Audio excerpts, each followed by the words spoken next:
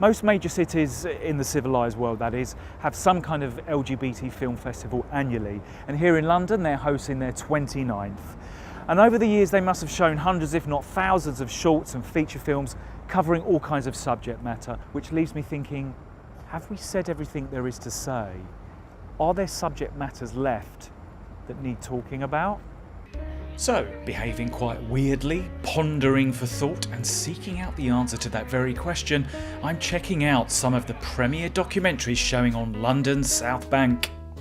This year there is a clutch of eclectic new stories covering every colour of the rainbow, from homophobia in sports told by Malcolm Ingram's Out to Win film. They say controversial. Yeah, I'm controversial by birth. I was born in a communist country, I defected, and I'm gay. It's like, I got no chance to not be an activist. And they said, you can't do that, it's never been done. And I go, well, I don't care what we do. I don't care about any of that. I said, I want to tell the truth. I've been outed and I'm not going to lie.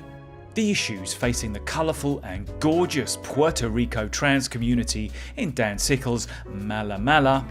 And there is Catherine Grunn's film brimming with astounding visuals, imagery and amazing dance performances in Born to Fly, Elizabeth Streb versus Gravity. Oh, jeez. We were really in touch with how to keep ourselves safe. I think you have to get beyond the barrier of self-protection before you can really fly. I believe. And that's just for starters. LGBT filmmakers are producing informative and entertaining films out of the most obscure subjects, like filmmaker David Thorpe's, who I caught up with to pick his brains about his vocal journey of discovery. It'll be a beautiful day. This is me, David. In my life, I'm surrounded by gay voices, including my own. What do you mean I didn't like the sun? I love the sun. But sometimes I feel really self-conscious about sounding gay. I'm like, get me to the front of the line, I will kill you. And there was this like magical tutu that popped out from like nowhere. Is that what I sound like?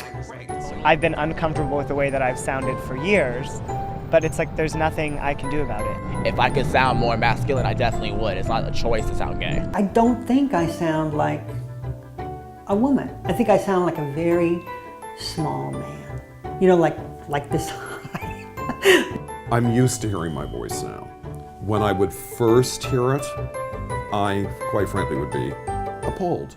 Surely the way people speak is what defines them, and perhaps your documentary might be accused of eroding that away in some way. How would you respond to that? Is that at first I am not sure I want my gay voice. I don't see what advantage there is to having it, and I try not to run away from that feeling, even though I'm also aware that it's the product of internalized homophobia. So for me, the film was a journey to find out how I could be happy. What I end up doing is actually reconnecting with my voice and re-embracing both sounding and being gay. So I go down all kinds of paths, but for me, the ultimate outcome was to reconnect with my voice.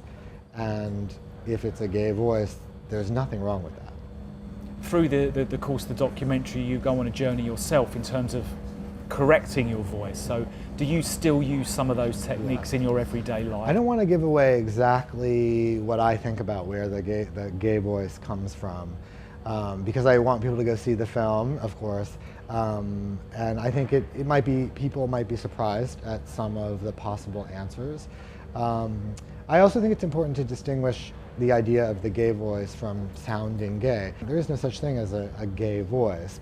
There's a stereotype of a gay voice, and there are men who embody that stereotype. So there are, as we see in the film, there's a straight guy who sounds gay, there's a gay guy who sounds very straight. So I hope people get some sense of distinction between the gay voice and sounding gay. What kind of stories and documentaries are LGBT filmmakers covering now that we weren't perhaps covering 10 years ago? Well, I still think that AIDS is actually a very rich subject for documentary filmmakers. How to Survive a Plague, which was nominated for an Oscar a couple of years ago. We're in a kind of a new renaissance for diversity and minorities in the United States, at least, where we're starting to get drill down a little bit further about what it really means to fit in or not fit in, and how we as individuals negotiate the tension. And on the female front, we have directors like Linda Mason and her film that dares to venture into religious territory, told through striking visuals and stark testimony. So my film is called Out of Love, and it is a short documentary piece about 3 young gay Christians. So for them, they've had a very negative experience being in the church, knowing that they identify as lesbian. And they really wanted to say, actually, do you know, I can be a lesbian and I can be gay, and it's them telling their story. I think all the people who are out there with picket signs telling people that God hates fags, I think, how could you start a statement? How could you start a foundation with the words God hates when the whole point of the Bible is that God loves? When I grew up, I was really homophobic. I had a gay aunt and a gay uncle, and I didn't even want to talk to them. I didn't want to know about it. I remember my dad telling me that they were getting married, and I was thinking, well, maybe I should go and like picket their wedding and hold up a sign saying, you know, this is wrong, and with like a Bible verse on it, because I thought it was so wrong. I didn't even like it when they came around. I just thought it was disgusting and made me so uncomfortable. There's always stories that need to be told, and I firmly believe that as different issues arise, that it's important as filmmakers that we tell those. So, you know, for example, now that being trans is far more acceptable, there's films that need to be told about that wouldn't have even been allowed, even been discussed, you know, 20 years ago.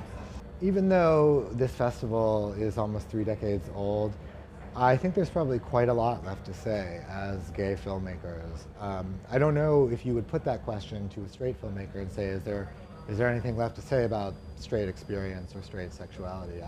I think probably more than other groups, we're actually just at the beginning of documenting all the facets of our experience and of our history and of our movement, because in some ways we've only just come out of the shadows, even though 30 years seems like a long time.